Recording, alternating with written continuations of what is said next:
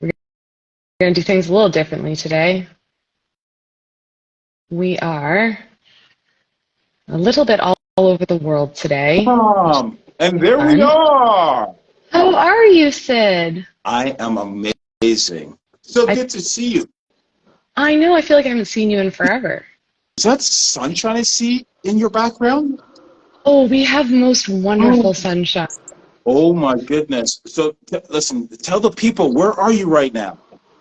Okay, so I'll be totally honest. Right now, I am currently at Southmead Hospital in Bristol, England. Bristol, England. All right. Yes, sir. Nice. Yes, sir. Just jealous. All right. Don't be jealous. Well, I mean, I did hear we do have better air quality than you right now. This is true. So what is going on over there? It's actually not too bad of a day here. I don't see any smoke outside. I think we do have the bay doors open here at SydFIT. So far, so good. But we'll see how the air quality gets as the day continues on. Yeah, so what's going on? Is it back to the more forest fires? It's the forest fires, yeah. The forest fires that are polluting the air. Hello, Casey. And also, yeah, it was raining a lot this week as well. It rained a lot earlier in the week, so it kind of helped things. Look, Wolverine came and joined us over here. People were joining over on my personal, and I kind of threw him over here. So because I requested to join your personal, but then you were like, "Oh, you were leaving and then came to my personal." But I did. I brought some SydFIT to England. Taste of SydFIt in England. Right. That's a good one. I love it. Love it. Yeah. What kind of foods? Do we need to get Scott on here, or can I ask you? Look, Jeff came over here. Yep, I'm gonna get Scott on here. I'm just having. While you're doing that, tell me what so far your favorite foods. What has been your favorite food since you've been over in England? Oh well, you know I love a good fish and chips. Fish and chips, yes. It's always fish and chips. Yeah, nice. Fish and chips is like just you can't go wrong with a good fish and chips here.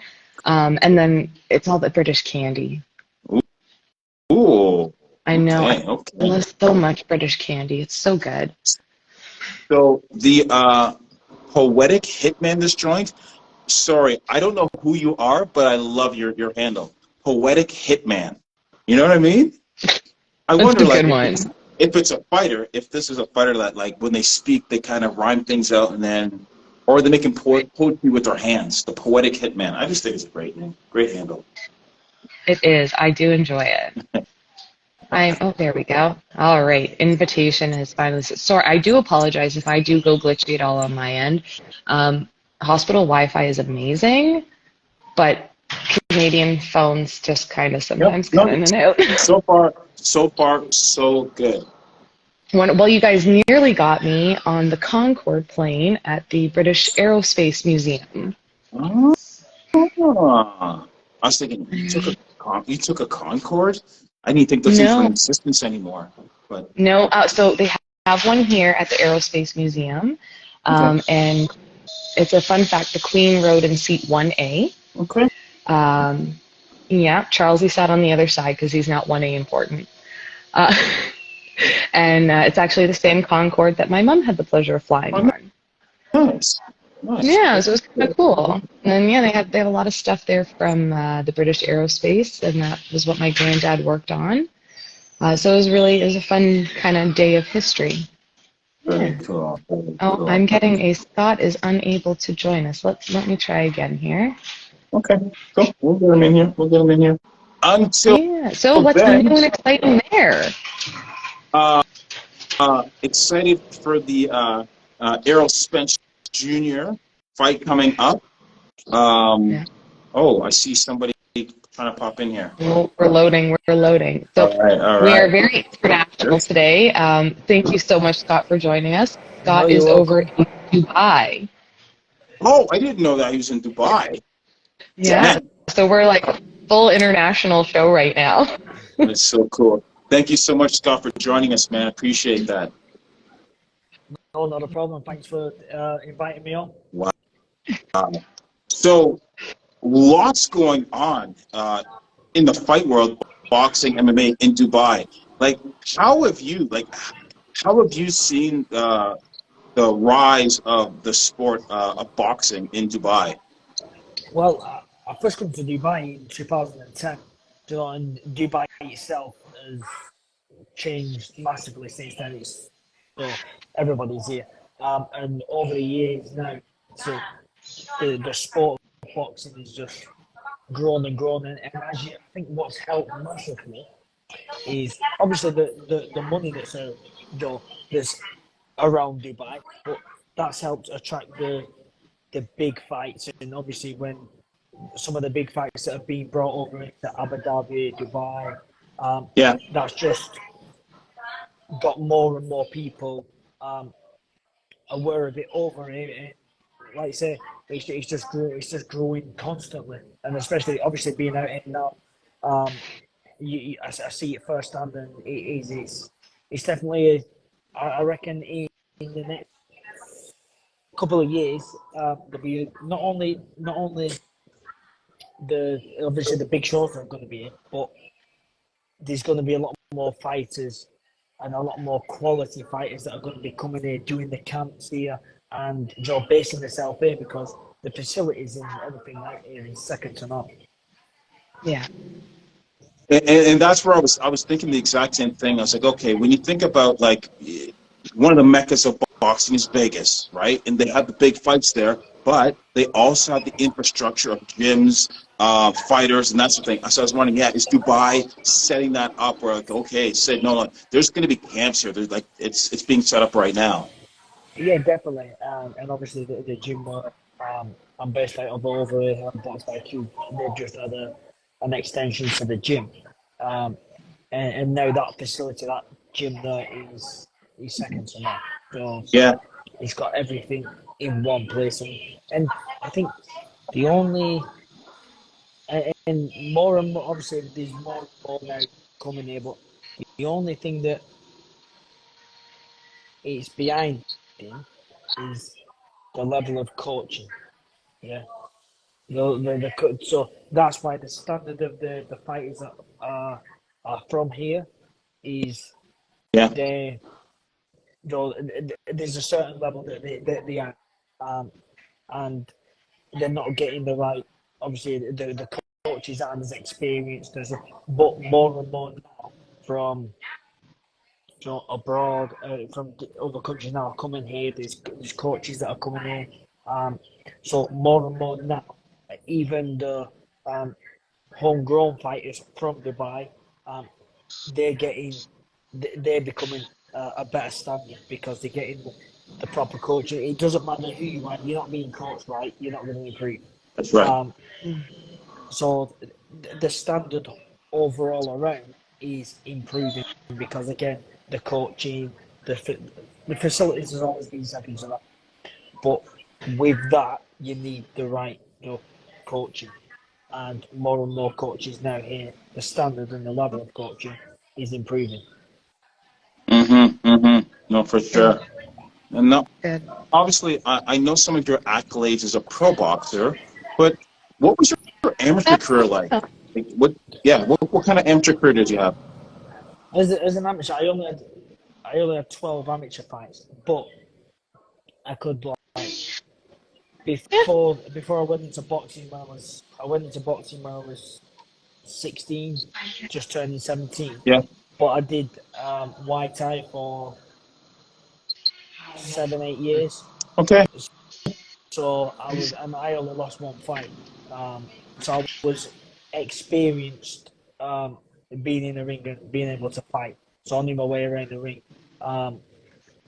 So even though I only had 12 amateur fights in boxing, I'd had many fights in a ring job in combat sport beforehand. So I when I say to people, I only had 12 amateur fights. And then obviously what I went on to achieve. But before that, I'd been in a ring Thai boxing for 70 fights, and I only lost one. So I could have a fight. Okay. We did have a question here about that. Have you ever fought in the Coca-Cola Coliseum? I'm going to say, where's that from? I'm obviously going to say, no, I'm not.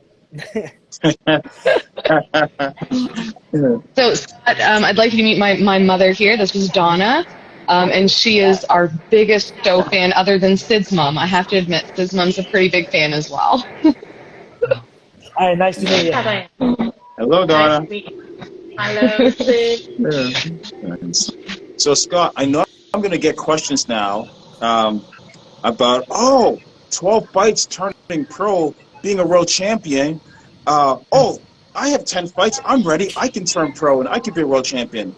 Is that something that you recommend? And what do you think? How do you know when a fighter is ready to make that transition to the pros? Do you think 12 See, fights is enough? I always say, so I was my first professional trainer, Brian Hughes. I always say if it wasn't for him, I would never have gone on to achieve what I went on to achieve because he built the foundation of from the ground up. You know, he was a teacher. You know, there's many trainers in boxing. There's a lot of trainers in boxing, and there's not enough teachers. And it's only when you go back, you know, from the 60s, the 70s, that's when they was teachers. You know, these many trainers around today that they get to a certain level. There's no education behind when you're being told what to do. You need to know why you're doing Yeah. it, when to do it, how to do it. Mm-hmm. It's okay being able to do it, but if you don't know when to use it, how to use it, how to set it up, it's pointless. And these again, there's too many trainers around. There's not enough teachers that educate you on why you're doing something. And I think today, that's lacking in the sport. Mm-hmm. Quick question on Brian, because I'm not really familiar with all the coaches in Europe, but Brian, did he coach Patrick Barrett by any chance? Pat Barrett, yeah, because Pat also I did a lot. Pat also I worked with Pat a lot. He also trained Robin Reed, Yep. Yep. Michael Jennings. There was a few, you know, but he was a teacher, you know, and again, Pat Barrett, he could also teach where to knock him out. He could punch back. So Pat Barrett came to training camp in Erie, Pennsylvania, where I was. Brian brought him over to train with John Davenport. And that's right, yeah. Me, Pat's like my brother. So you and I are like cousins, basically, man. Like, that's my boy. That's my boy. Okay. Well, you know who else was coaching for a while as well? Mm-hmm. Was Tanya from Toronto. When she was in Toronto during COVID, she flew back over to train with Scott. Oh, really? Yeah. So it was when COVID first hit. Tanya come over. Tanya lived with me for about, I'd say probably about 6 months, and then I went to Slovenia. We went to Slovenia for a couple of weeks, and then she come back to the UK with me again. So yeah, Tanya was a very good friend, and then obviously it was why I ended up coming out to Dubai, and then Tanya went back to Slovenia. It was a shame that things didn't work out at the time regarding lining up where I was going to go into coaching full time back then. But no, Tanya, lovely person, and she had a lot of talent. Yeah. So, amateur boxing. What is the amateur boxing scene like in Dubai? Is there one? Is there a crop of athletes coming up, or is that where the lack is right now? Yeah, that's where the lack is right now. Because like I said, I'm already training a young lad who's 18, and I'm out here coaching him now. And that's so in by I think at the end of July or the August, I'm gonna bring him to the UK, and we're gonna base ourselves there for 6 to 8 months because he needs to get that amateur experience. You need to be around the gym because I need to see. It's okay being out here, and he's quite comfortable out here for him. Other than when he's, I'm putting him, telling him what to do, educating him, putting him through, working with him day in day. His dedication, and I can't fault his effort and his discipline. But it's okay doing that when you're in your home comforts. So me taking him to the UK and me going into the gyms, taking him in gyms and putting him in the ring with people who don't know him, who don't really care about him, and they're gonna think, okay, fresh meat. And it's whether you sink or you swim. Yeah. But at the same time, me as a coach, I know when to put him in and when to put him in a deeper water when he's ready. And it's about building it. Again, he's only young, and it's a process, and it's knowing when to take them next steps, and just keep him treading, and then when he's ready, you throw him in there, and then again, you see if they sink or swim. Yeah. Coaching is an art and a science. Right. So my question is what is your best advice for, say, Team Destiny and those amateur fighters that are starting their amateur careers? Because Team Destiny, we have from ages, I think it's 14, isn't it? I think our youngest, Maureen, is 14. Up to 31 now. Sorry, Danielle, I didn't mean to throw out your age. But what's your best advice for them starting out in their amateur career if they wanted to go and have that pro career later on down the line? This doesn't matter whether it's boxing or any walk of life. If you're gonna do something, go all in. And some people will disagree with me on that, and it's no matter what you do, if you have a plan B